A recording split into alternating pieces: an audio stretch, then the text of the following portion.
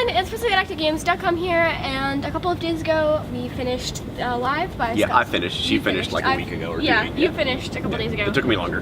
And this book is Alive by Scott Sigler, so we're going to be reviewing it today. So we saw Scott Sigler at Denver Comic Con. Yes. Right? That's where we were? Yeah. Yes. And so I've been following Sigler for a long time, right? So he got me started in following people who were like, almost like podcasting the audio book as they wrote it.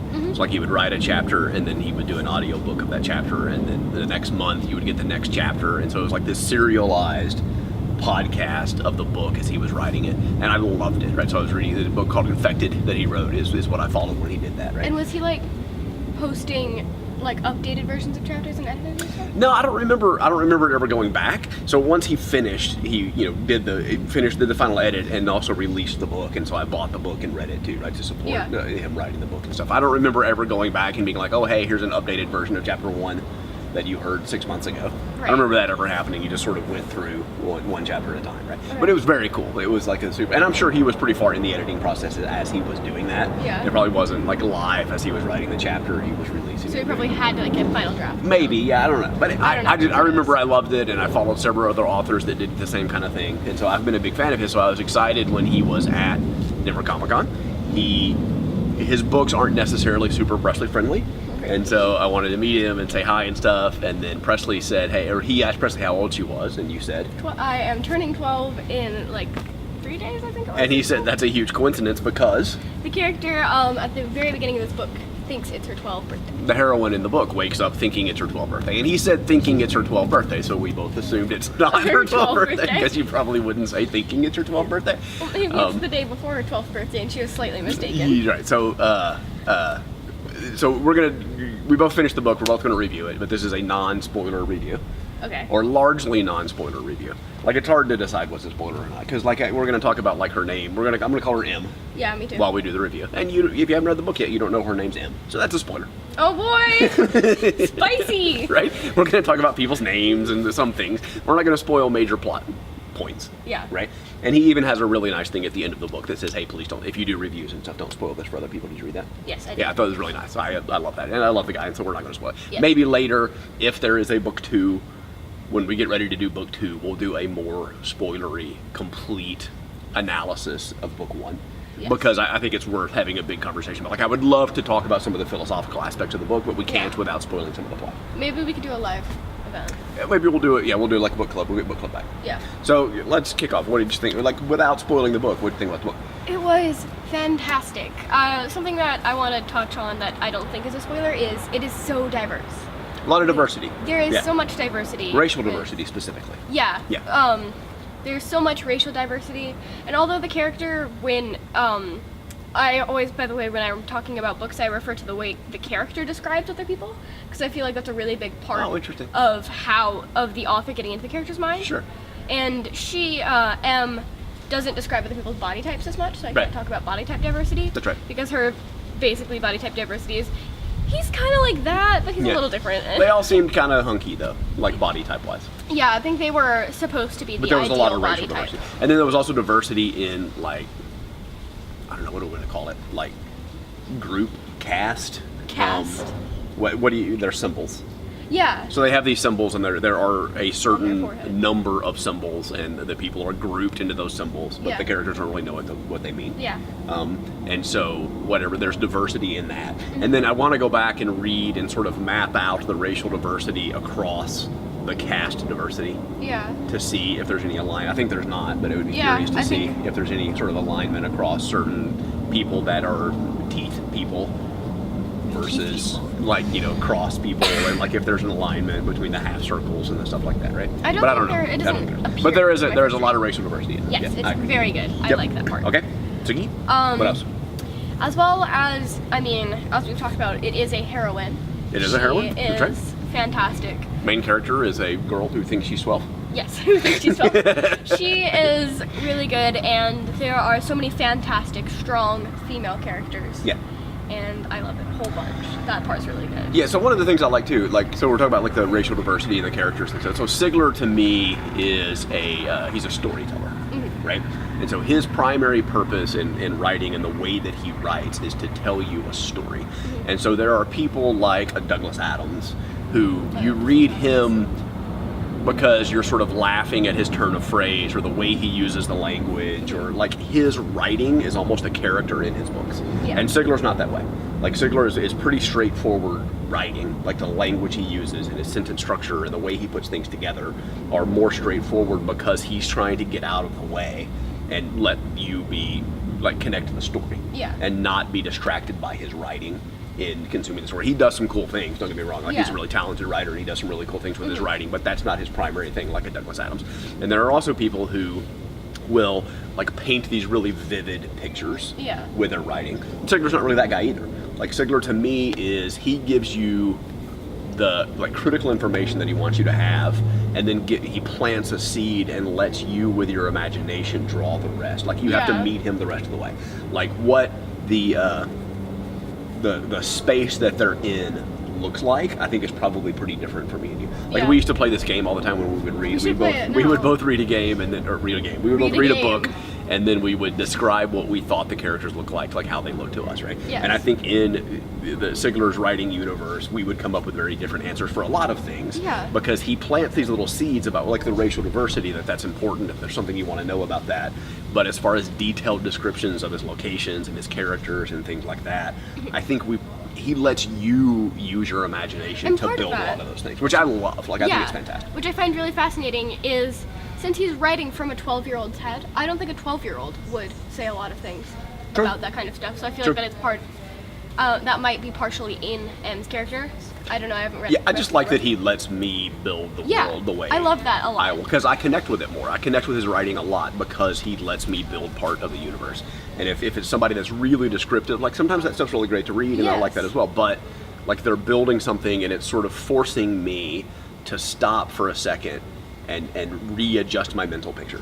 Like if I'm reading a book and I'm developing this mental picture as I'm reading, and then they describe something that's different than what's in my head, there's like this disconnect and you sort of come out of the book for a second and you have to realign your mental image I just like ignore it. with what with what they're describing. So but like that doesn't happen here because he lets you build your own world and sort of live in it and read the book in it. Yeah. Yeah, and I love it. Like he's a master at doing that to me. Like I've always loved his books that way. Yeah. Cool. Okay. Cool. Go ahead. You're up. What else? Oh boy. I'm trying to like not be spoilery, right? I know it's so hard because there's so much to talk about. I don't know. The plot itself is just fantastic. So I will say there's a lot of dark matter.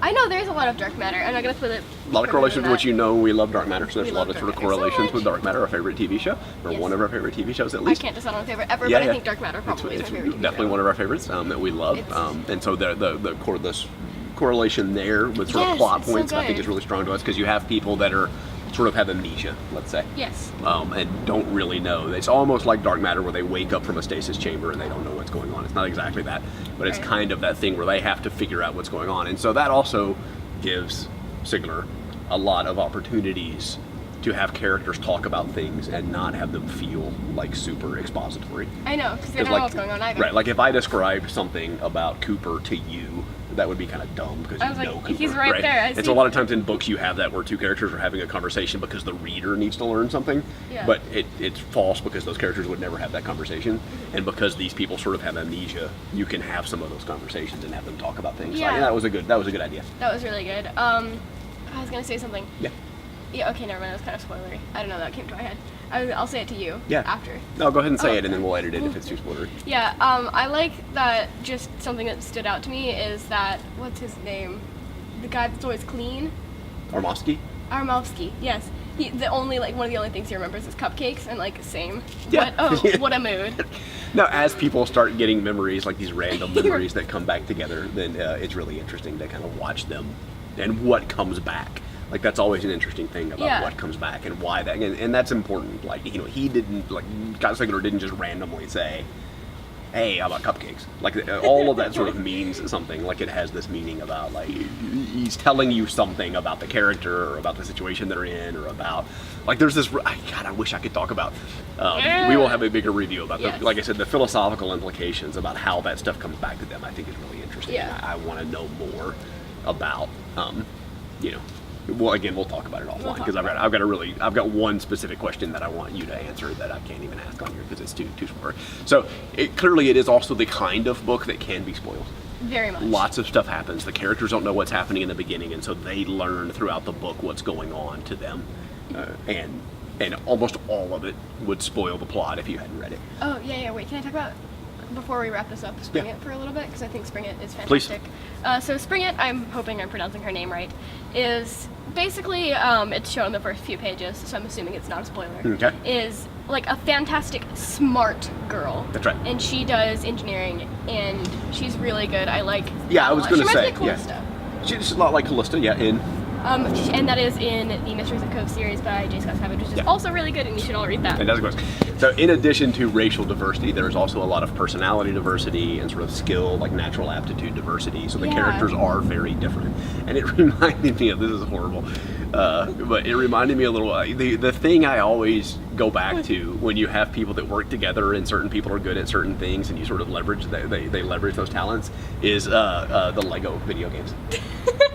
Because there's always like the one person who can go through the little short passageways, and the one person that can jump really high, and you have to switch them in and out based on what you want to do in the level to do everything in the game, right? I always the Lego video game. I love the Lego video game. So now whenever somebody is really good at using characters that you have to leverage all their different skill sets, I always think about how that works in the Lego video. I think the Lego video games are a great example of having people work together. So that's always my best example. So the book definitely does that. There's a wide range of characters. There's a lead character, the heroine that is the lead, but it's not like a huge, like this person is 90% of the story and all this supporting cast behind them. Like everybody, it's from her POV, and it's also first person, which I thought was really interesting. I normally don't love first person. Really? I write in first person, so that's normally it's not my favorite, but and at the beginning of this, it took me a little bit to shift my mind into that, and so it's first person from her POV, and I think that's sort of redundant, first person from her POV, but it's written in the first person, and it took me a second to get that, but the other characters are really strong, and so like you said, I think you made a really good point there, where everything you're learning about the other people is from her perspective. Yes. And so you have to take it with that filter too, right? Right. She could be misinterpreting something, or something could be misleading. I think that's really cool. Yes, and that is a really, really good writing strategy. Because if you have a character, especially if you want to kill off his character, I'm just talking about this in general writing terms. Yeah. You have to if you have a main character in first person and misunderstand something about that character and think they're a traitor, and then they die not a traitor, that is the best. Yeah. I love that a lot. I mean, I hate it because it's sad, but it's really good. It's a good writing. Yeah, he has a lot of opportunities. And if this series continues on, one of the things I love too is like book one being world building. We talked about this the other day. Like book one sort of being world building and getting you in this mindset, and then book two being the real book. Now that you've established all these characters and you know who they are and you know what the world is and you know how it's working, now let's write a book in this universe. Yeah. Which Cove kind of did that a little bit, and like you write first book's great, but now I'm really looking forward to this world continuing and seeing what happens down the road. I really love that because you can tell, like, first of all, you can tell the writer has their story together, which is really nice to know. The second book isn't going to be rushed because people really liked the first book. Yeah. And they want to write the second book. Yeah. And that also helps a lot with getting excitement up for the second book, because that's the book you want to write. Yeah. And that's where all the cool stuff happens. Because there is definitely a problem where, especially with huge universes that you've been working on for a while, you need all the pieces in a specific place to get an event to happen. Having the first book it needs to be kind of believable too. Yeah. Right? So setting up the world so that the things that you want to happen in the second book are not jarring. Mm-hmm. They're more believable because you know the characters and know the universe. And because of that, because this is sort of a continuing story, there are a lot of kind of unanswered questions. Like everything's not tied up and wrapped up in a nice little bow at the end of the book, which I think is awesome, because we can have these great conversations about the philosophy and the theory about what does this mean and why did he do that, none of which we can say to you because he asked us not to spoil the book. But it's really phenomenal. So maybe Presley's right. If some of you guys want to read it, maybe we'll do a live cast later. We'll do like a live stream and talk about the book in a more spoilery way, and not even post that on YouTube. Just have kind of a live conversation and do that. Yeah. I think we should probably do that. Mm-hmm. But it's a really good book. Really good. Alive. Scott Sigler. Yes. One of the strangest autographs I've ever seen, I have to say. I just noticed. So it says "Fear the Spear," like Presley, "Fear the Spear," and then his autograph. That's a really. We'll take a picture of that. That says Scott Sigler apparently. Yay! Not sure, but, that part's Scott and that part's Sigler. yeah, right. This line is Scott and that line is Sigler. Yeah, I don't know. Yeah, it's very cool. It's a very quick read. It's easy to tear through because the writing is not distracting. Yes. You can sort of fly right through it. I think it's really great that way. Yeah. Yeah. Any last thoughts that aren't spoilery? I can't think of any. Go read that book, please. Yeah, pick it up. Fantastic. And he's a good guy, and he's like really active in social media and does a lot of has meetups all over the place and does really great things. Like supporting a person like this is something that I'm fully on board with. I really love the guy. Yes. Yeah, awesome. Cool. Cheers. So yeah, thank you so much for watching. Make sure to get that book, and I will see you tomorrow. Bye. Cheers.